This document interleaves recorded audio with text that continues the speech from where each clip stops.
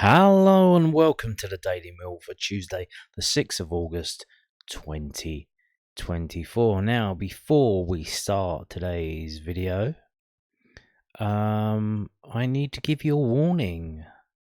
What is this about? Well, I am going to have to tell you that the first segment of the day is quite a big story that Millwall have released. Millwall Football Club have today announced something that has been universally and comprehensively absolutely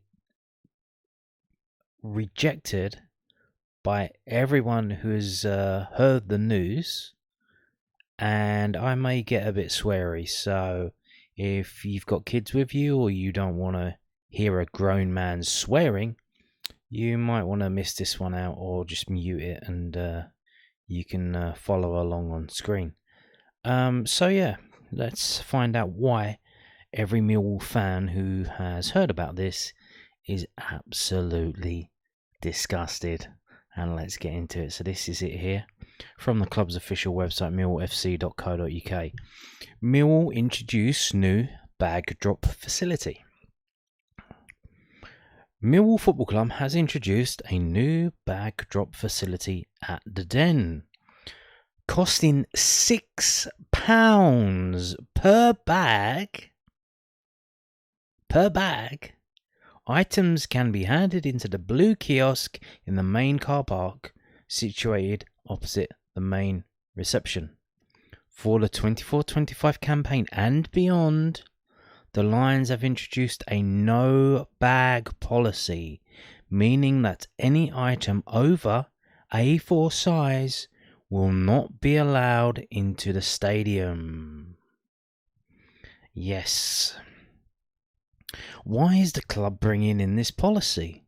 The policy has been implemented first and foremost to ensure the enhanced safety of all spectators both inside and outside of the Den.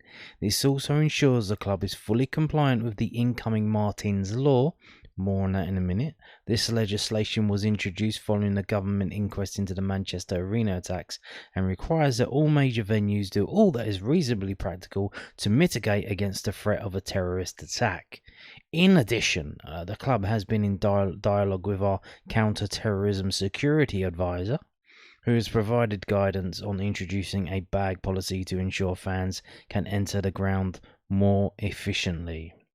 Bags smaller than A4 size are permitted but will be subject to search on entry. So if you don't know, A4 size is basically the standard size of a piece of paper. Yes, really, so that's small. If fans have any queries, please contact Alex Russell, the club's dedicated supporter liaison officer, at the link below. And the bag drop facility will also act as an additional Millwall Supporters Club hub to assist fans on match day. And we've got some FAQs, so here we go. What size bag can I bring in? Your bag is to be no larger than A4. And you can see the dimensions there. So there you go. And if you're watching this on a laptop screen or a notepad screen, it's probably about the size of that. The approved criteria in reference to the dimensions of the bag itself, bags that are half full and folded to reduce overall size will not be accepted. We encourage all fans, where reasonably possible, to avoid bringing larger bags into the Den, but if they must, to arrive early to avoid late entry, since bags may need to be dropped off at the bag drop facility. Will the bag drop be secure? Well, you should think so, shouldn't you? Because they're charging you £6. So let's have a read of this. The bag drop will be staffed at all times. However, items are left at the owner's risk. You'll be issued with a numbered ticket and will only be able to collect the item which corresponds with the number on your ticket. A charge of £6 will be implemented per item. Are you fucking serious? So they are charging you £6 per item, and they will not even be guaranteeing the return of your item. It is being left at your own risk, which means that if they lose it or it gets stolen, they can just shrug their shoulders and say tough fucking shit. Sorry about that. They're left at your own risk. I don't fucking think so if you're charging people £6 fucking pounds. Have they gone insane? Have they gone insane? What the hell is going on there? What is happening at this club? What the hell is going on here? You take the risk because you are charging people £6 per item. And you should get it covered on your insurance. What are the opening and closing times for the bag drop facilities? The bag drop facility will be open 3 hours prior to kick-off and will close up to 45 minutes after the final whistle. Well, that's going to be great, isn't it? That's going to be great. So 45 minutes after the game finishes, you're going to be queuing up to get your bag back. Isn't that going to be a joyous occasion? What if I need to bring a bag in for a medical or childcare purposes? Well. If, for a medical or childcare reason, your bag does not adhere to the policy, you may apply for an exemption. Acceptable evidence for an exemption can include any of the following: a statement of higher or middle rate disability living allowance, a DLA, a receipt of either the severe disablement allowance or attendance allowance, a personal independence payment, PIP, a qualifying annual uprating letter. I don't know what that is, but if you've got one of them, please maybe let me know in the comments. A personal letter outlining your access requirements from your hospital specialist within reasonable date. Please contact slo@millwallfc.co.uk to submit this evidence. So I guess you give them that, and what are they going to do? They're going to give you some kind of letter or something to show at the gate when you go in. But then your bag's still going to have to be searched. So what the hell are we doing here? What if I buy something at the Lions store? Well, ladies and gentlemen, do not worry, because all matchday merchandise purchases will be supplied in a clear branded bag in line with this policy and will be admissible. Okay. So, and that's it there. And that's it. So, the bags from the Lions store are bigger than A4, but you can bring them in because they got A4.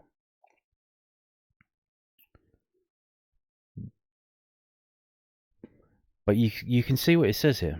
It says all matchday merchandise purchases will be supplied in a clear branded bag and will be admissible. So, if I bring a clear branded bag, am I allowed to go in? If I just buy something in the Lions store and I keep the bag and I use it to bring in a sandwich or a newspaper, am I going to be allowed to come in or not? Is it only if it contains something that's recently been purchased from the Lions store that day? This is an absolute shit show. They're telling us this 4 days before the game, and I tell you now, if you are going to this game against Watford, you better prepare yourselves, because this is going to be an absolute shit show. They're going to bring this bag thing in, which they're doing now. The memberships haven't even gone out. People haven't got any memberships yet. So any members who want to go to this game are going to have to get tickets to collect. So the collection window, the queue for that's probably going to go around the block. So yeah, be prepared for an absolute shit show on Saturday. This is ridiculous. The club have lost the plot. £6. Six fucking pounds. Fucking hell, man. Holy shit. So, now, here's the thing. Millwall Supporters Club.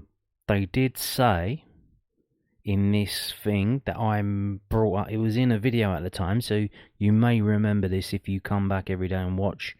I don't think I covered it on May the 29th when it was published, but shortly after, when I became aware of it, the Millwall Supporters Club at millwallsupportersclub.co.uk, their committee, summer update, they had a meeting with the club in April, and they published this on May the 29th. So, I'm not going to read it all. So, these are the changes. So, we are pleased to share that we can look forward to a number of changes for the new campaign, including toilets to be installed in the fan zone by the Blue Bus, allowing fans to use the amenities after turnstiles have opened without having to head inside early. A detailed review of turnstile situation for those in the east is underway. A new bar will be installed in the old Matchday shop, along with an additional turnstile. Plans are being made to open up more turnstiles for the Docker stand in due course. The club is working with a PR company to lobby local government, Southern Rail, Network Rail, TfL and other stakeholders about South Bermondsey being fucking closed all the time. The club will be, this is number 4, the club will be installing a new information point opposite the main reception where the Blue Bus used to be, and it will be an area to drop off bags ahead of matches and events, as well as your new place to find us for a chat or have some merchandise. So there you go. So will the Millwall Supporters Club be acting as the people running the fucking bag drop then? Is that what they're going to be unemployed? So they're not even getting paid to do that. They're just going to be there and taking people's bags. Because that's where the MSC are now. But they're going to be charging people £6 per item. Are you fucking insane? Now, the Millwall Supporters Club, this has come out today. Millwall Supporters Club has said they knew about it, because obviously it's mentioned here. They did not know that it was coming in straight away, or no, something like that, and that they didn't know about the money, and they've asked for an immediate meeting with the club, and that meeting, they've said that is happening on Thursday. So they're going to have a meeting at the club on Thursday. And I hope that the club listen, because if they do this is going to be an absolute fucking nightmare. Yeah. What else? Yeah, as well. I was watching Lions TV as well. I was watching one of his videos. He said he had a meeting with the club on Thursday as well. And is that are they going to tell him he can't bring his stuff into the ground? Because bringing his laptop and microphone in, that's not medical or childcare. So he's going to have to stop doing his live streams, which a lot of fans watch. Obviously, I'm at the game, so I probably don't really watch them that much. He's going to have to stop doing that. Or are they going to make an exception for him? Because he's in somebody's box. I don't know if he pays for his ticket in a box or what, if it's a shared box, or if he's a guest of someone who owns a box. But they're going to tell the box owner, hey, yeah, no, you can't bring... These people who spend thousands and thousands of pounds every year, are they going to be told they can't bring bags on? Or is it just the plebs in the cheap seats? Like, where's the line? Who gets told no and who gets told yes? Because obviously the media people, they come in with their laptops and their big bags. I don't know if you've ever been down to a ground early enough and seen them all coming in. They're obviously going to come in with their bags, so they can bring their bags in, but other people can't. So what's that about? Now, the reason why they're doing this, as was mentioned in the Millwall website thing, is a thing called Martyn's Law. This is from marshals.co.uk. It's a law firm, I believe. I'm not too sure. So Martyn's Law. This was published in March 2023, so it's been going a long time. What we all need to know now, it's a draft bill. It hasn't gone through yet, as far as I can tell. So it hasn't been voted on, or it hasn't gotten royal assent. So it isn't a law yet. It's in the process of being a law, I think. So let's have a read of this. This is going to be quite long. Currently, there is no legal requirement for businesses to employ security measures to protect against the risk of terrorism. This is despite over 27 terrorist plots being foiled by the police and security services in the last 5 years. This alarming number, along with the years of campaigning in the aftermath of the 2017 attack on Manchester Arena, resulted in the government taking steps to introduce new laws to prevent future tragedies. In December of 2022, it was confirmed that the Protect Duty will become law, to be known as Martyn's Law. It is named in tribute to Martyn Het, who was sadly killed in the Manchester bombing. The purpose of the new legislation is keeping people safe, enhancing our national security, and reducing the risk to the public from terrorism by the protection of public venues. Protect UK, the central hub for counter-terrorism and security advice, launched in 2022. Who will the new legislation apply to? This is the first time businesses will be formally required to assess the risk of terrorism, and premises that fall within the scope of the duty are those that where qualifying activities take place. This will include entertainment and leisure, retail, food and drink, museums, galleries, sports grounds, public areas of local and central government buildings, visit attractions, temporary events, places of worship, health and education. It is proposed that the duty will apply to eligible premises which are either a building or a location event that has a defined boundary. So somewhere like Glastonbury, it's not a building, it's in a field, but obviously they have an outside barrier wall put up, allowing capacity to be known. Eligible locations whose maximum occupancy meets the above specified thresholds will then be drawn into the relevant tier.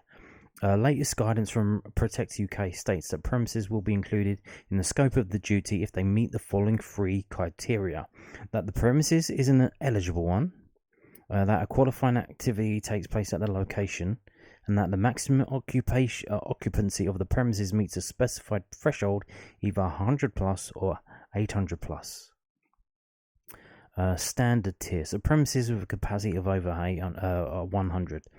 Standard duty holders will need to undertake simple activities to meet their obligations. This will include the completion of free training, awareness raising and cascading of information to its staff, as well as the completion of a preparedness plan. The aim of this is to ensure staff are better prepared to respond quickly to evolving situations, aware of what processes they should follow, able to make rapid decisions and carry out actions that will save lives. This could be as simple as locking doors to delay attackers' progress and access, whilst guiding staff and customers to alternative exits. It could also enable life-saving treatment to be administered by staff whilst awaiting the arrival of emergency services.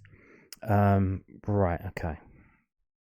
Enhanced tier. Premises with a capacity of over 800. A risk assessment and security plan considered to a reasonably practicable standard will be required. This will allow duty holders to assess the balance of risk reduction against the time, money and effort required to achieve a successful level of security preparedness, plus a recognised standard in other regulatory regimes, including fire, health and safety. Proportionality versus overprotection. One of the areas of debate linked to the introduction of Martyn's Law is that of proportionality versus overprotection. Consultation and ongoing liaison with the business community is integral to this approach. The government has carefully considered the impact on premises and locations that may be captured, and this includes ensuring requirements placed on duty holders are proportionate whilst achieving better public security and without placing undue burden on parties responsible for public places. However, it is reasonable that many locations should take appropriate and proportionate measures to protect their staff and public. Time to prepare. Whilst Martyn's Law is still in draft form, it does allow businesses and local authorities to be thinking about its formal introduction. Assessing premises with the support of a security specialist can provide valuable early insight into what may be required. Analysing what systems are already in place and whether they are up to the required standard. Identifying areas of vulnerability and considering how a location is manned can all be part of these discussions and useful regardless of the impending legislation. However, it is important to remember that Protect Duty is not yet law, and National Counter-Terrorism Security Office has provided the below advice of businesses and organisations who may be looking to embark on preparations.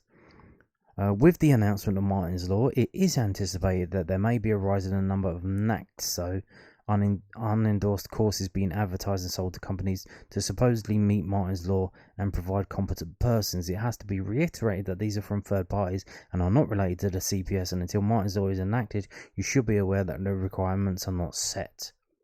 So while we can agree that the risk of terrorism doesn't begin when the law is passed, businesses are advised to be wary in their approach to the interim. So as we've seen here, but what does it say?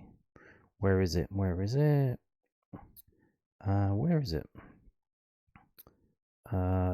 So In addition, the club has been in dialogue with our counter-terrorism security advisor.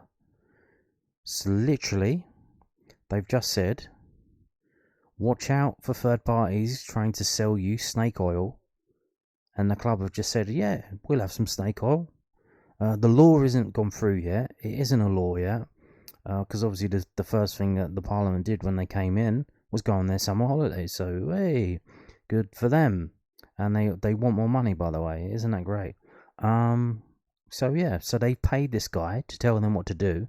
And he's told them to do this. And they've said, great, you know what we'll do? We'll charge Millwall fans £6 per bag. And we'll use that to pay for this guy to tell us what to do. Isn't that fantastic? What kind of protective measures might I need? The protect duty requirements will not be one size fits all, and there are a vast number of products available. Understanding how they work and what they offer will enable local authorities to make a more informed decision on how best to protect premises and, most importantly, people. As specialists in physical measures of protection, we know how many factors come into play when selecting the right ones for any given location, and more often than not, it's not about opting for the highest spec. Most fortified barriers available, but rather helping clients make smarter choices. Our ethos has always been safe, not scared, which is why we believe in providing protection in a way that doesn't alienate its users, but in contrast enhances the space and blends into the physical environment. Seats, benches and planters designed to complement an architect's vision for a commercial landscape, yet house a protective core that can stop a lorry in its tracks, is an example of this. Accessibility should also be a key consideration. Protection doesn't need to prevent spaces from being inclusive for all users, and working with specialists can ensure that this isn't compromised. So there you go. Basically, they've created extra red tape, which then creates more jobs by people who can go around and tell you to do this, do this, certain advisors, and they get paid, and it's all a big, massive red tape circle jerk. Now, this comes after the Manchester Arena bombing. Now, if you didn't know, the reason why that bombing killed so many children, do you know the reason why?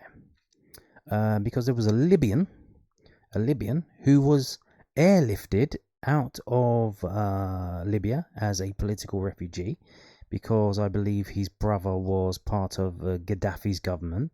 They were taken to a Royal Naval ship in the Mediterranean and given political asylum in the United Kingdom. And in return for this generous act, this man built a bomb, or got a bomb, put it in a massive rucksack, the kind that you will see when people go camping, and he snuck into the Manchester Arena while the concert was happening and waited until people started leaving, and then blew himself up. Now, they had a massive inquiry about this, and one of the security guards said that he saw the guy. He saw a big brown man with a massive rucksack on his back, and he thought about going over and saying something, but he said, you know what? A brown man, a brown Middle Eastern man with a massive rucksack. I think he might be a bomber. And then he thought to himself, you know what? I think I just did a racism. Because I looked at a brown Middle Eastern man with a massive rucksack on himself in the middle of an Ariana Grande concert, and I thought he was there to blow everyone up, and I did a racism. So he did nothing. That is why that happened. That's it. So the fact that there wasn't a fucking check bag thing didn't do a goddamn thing. The reason why it happened, because no one had the fucking bollocks to see a Middle Eastern man with a massive fucking rucksack in the middle of a fucking pop concert and go over to him and say, what the fuck are you doing in here? Get the fuck out, or show me your fucking ticket.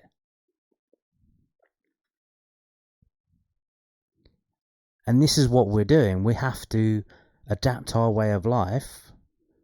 We have to pay the consequences, because the British government, the people who are supposed to be protecting us, are not doing any checks on the people that they bring in, not doing any checks on the people that they let get into a dinghy in Sangatte and come over to the Kent coast, who they provide with housing and benefits, and are left free to roam. And then when those people commit horrendous acts of violence, then they arrest them. That's their filter system. That's their way of checking on people. They let everyone go free, and then when they commit crimes, then they arrest them and put them in jail. Rather than dealing with them, checking them, putting them in a place where they can be checked and vetted, and say, sorry, you've got a criminal record in fucking Gabon, we're going to deport you, bye-bye. Or you've got links to Al-Qaeda or ISIS, you can't come in. No, everyone's coming in.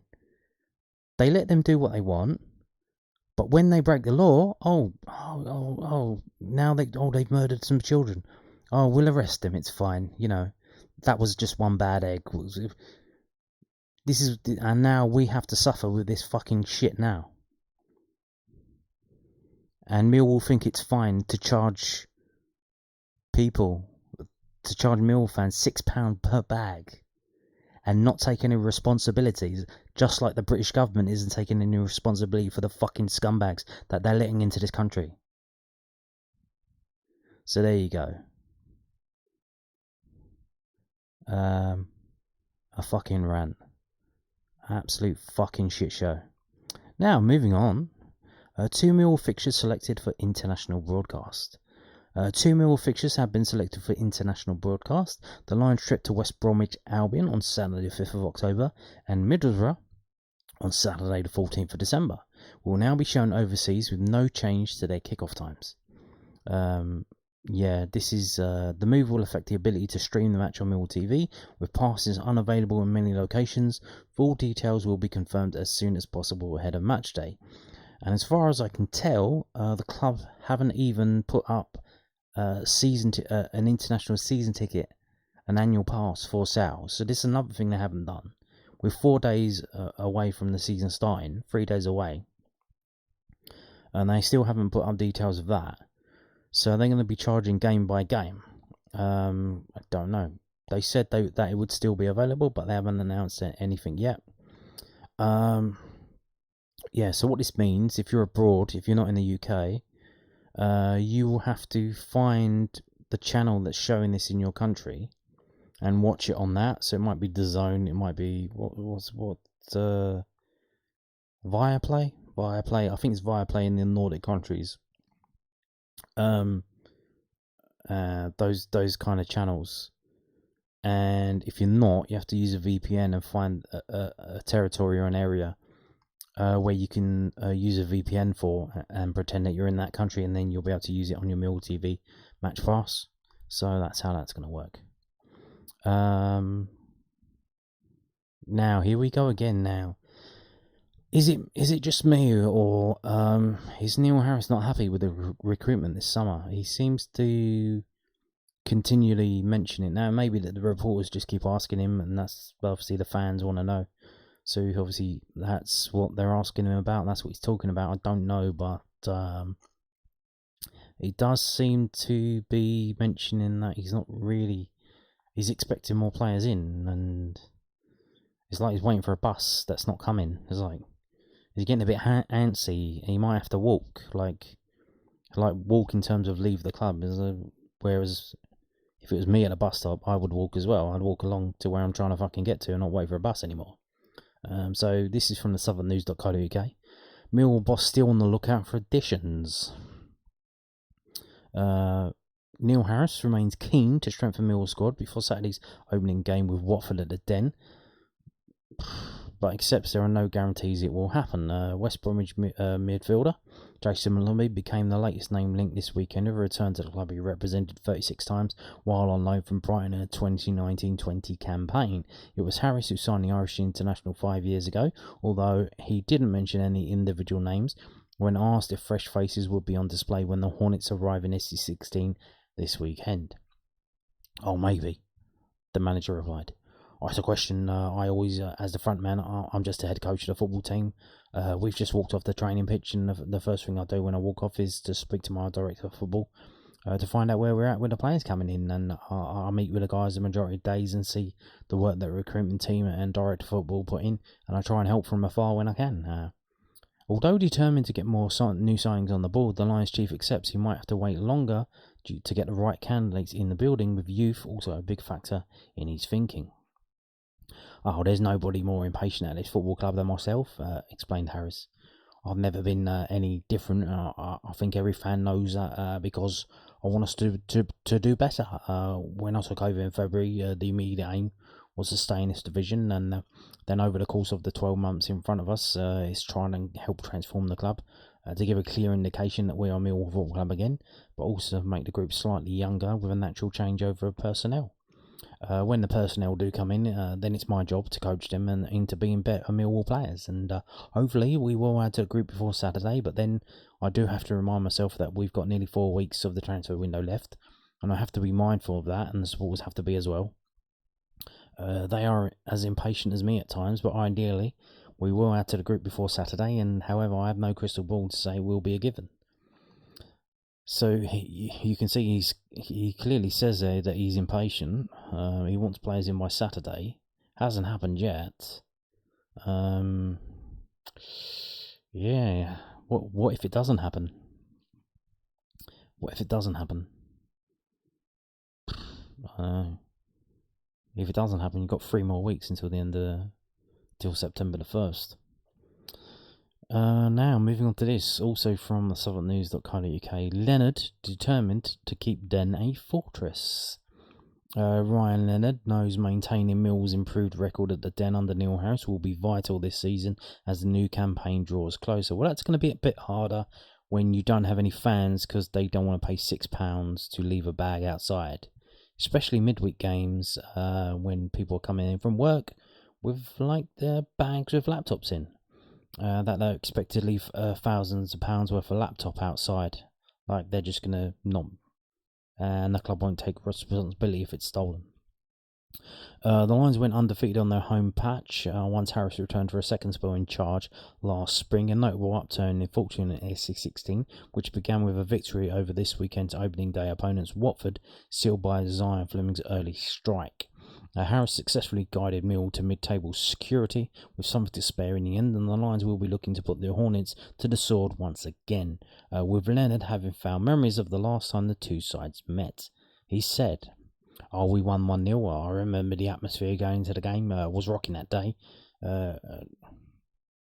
With Neil coming back again after getting a job, we want to do that again this season.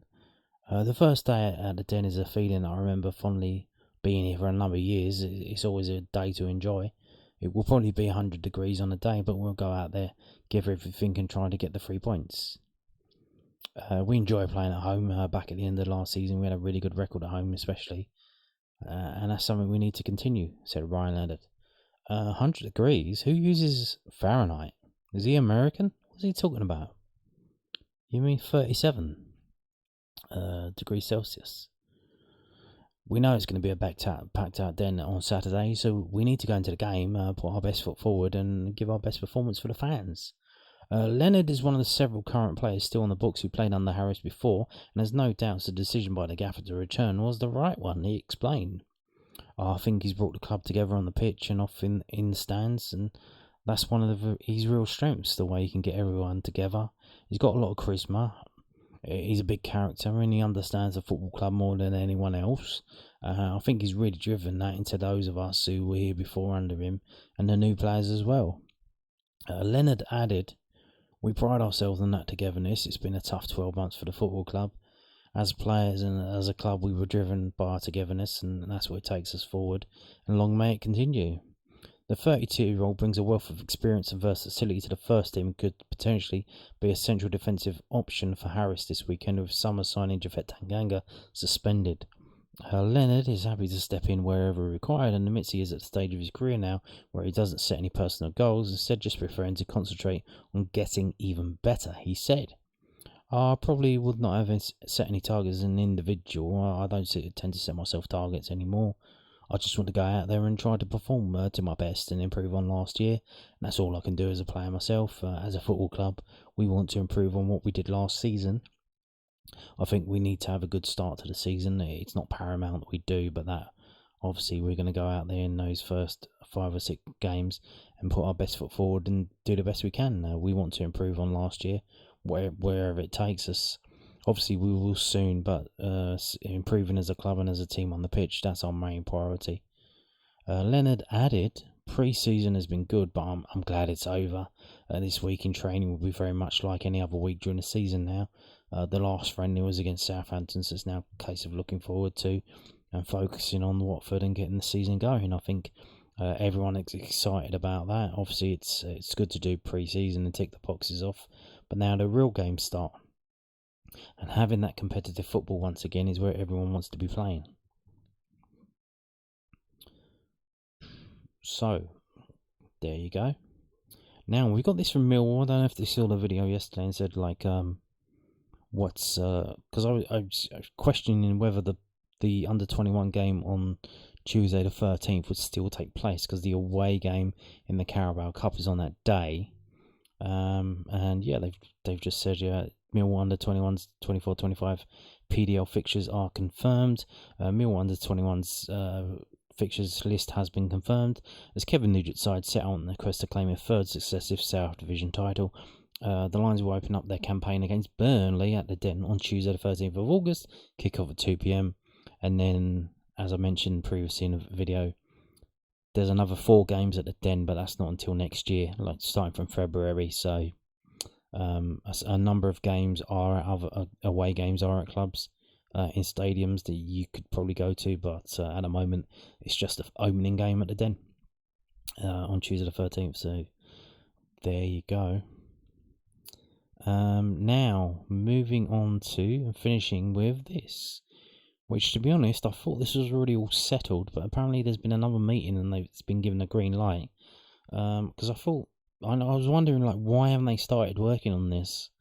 I think they've been doing some kind of exploratory work on the old truck yard. That's on Alderton Road. But other than that, I don't think they haven't really broken ground yet. This is from londonnewsonline.co.uk, and they've reported that Lewisham Council has approved the £1.9 billion New Bermondsey master plan, which will see 3,500 new homes and a new London Overground station built in the area surrounding Millwall Football Club's ground, The Den. And this is dated 6th of August 2024, so I don't know. I think it is new.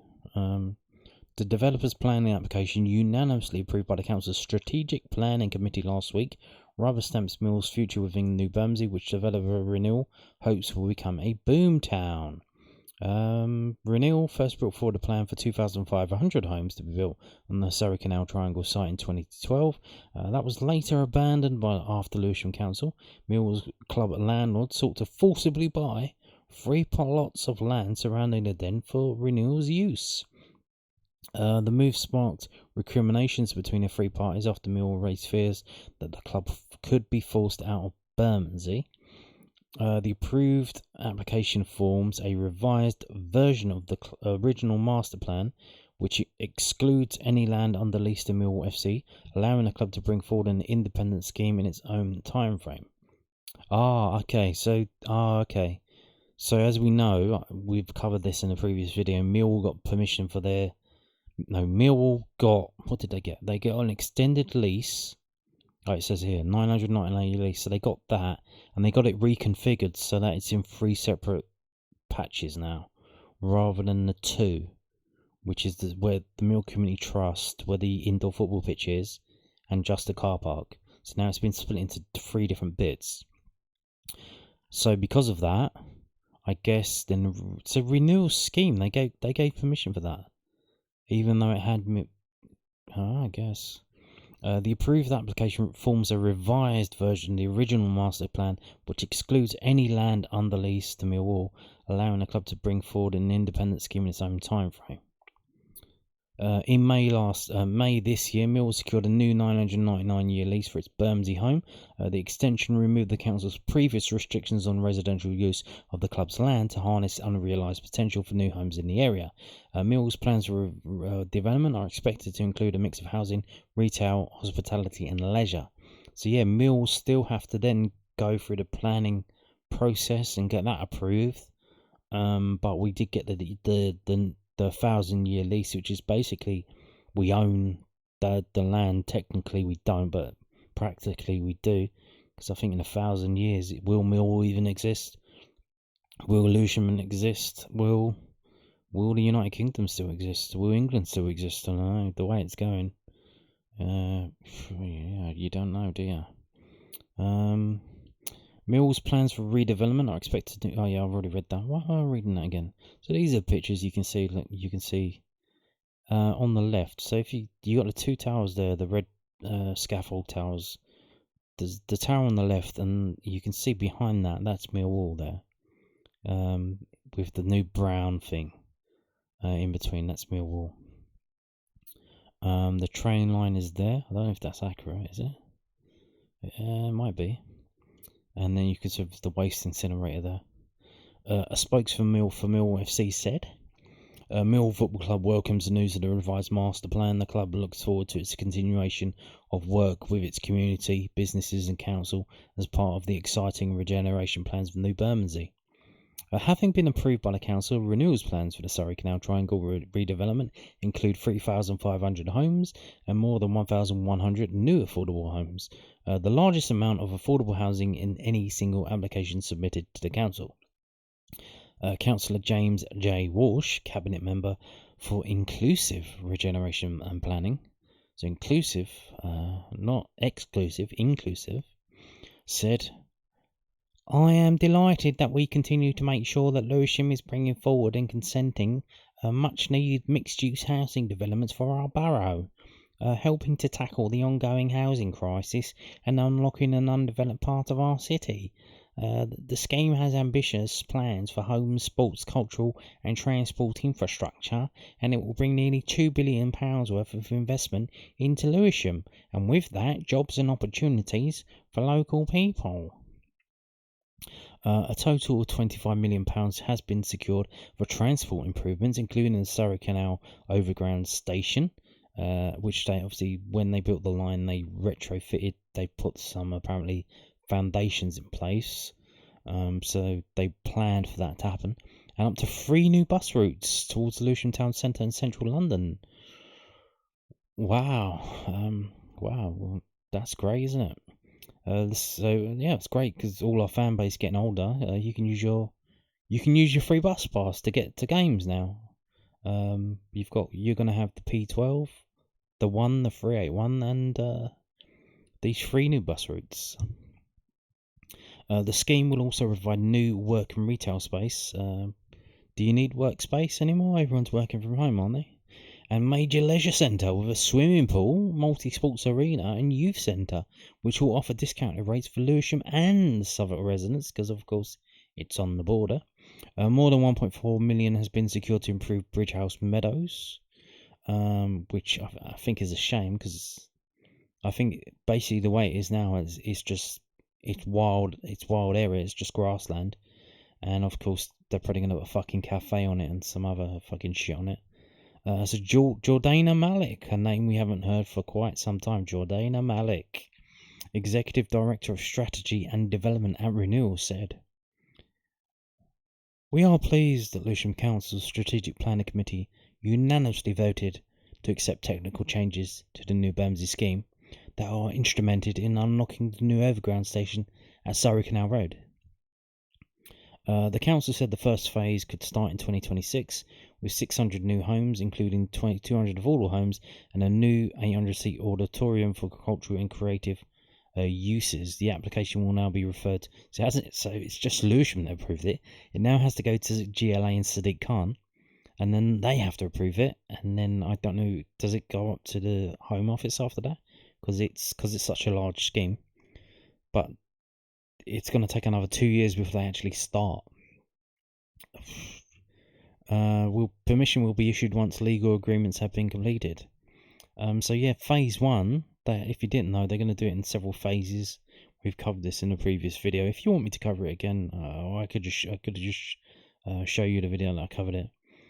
Phase 1 is these 2 things here. These 2 free towers with the red scaffold. That's phase 1, and underneath, so you can see underneath on the ground, there's an underground car park kind of thing there, and underneath one of them is going to be an auditorium. So like for comedy club or some kind of theatre or some shit like that. So yeah, That's apparently phase 1. And that's not going to start. It's not even not open, but start. They're not even going to start doing it until 2026. Damn, bruh. How long's this shit been going on? It's not going to be finished until fucking 2045. And on that note about finishing, thank you for watching, and goodbye.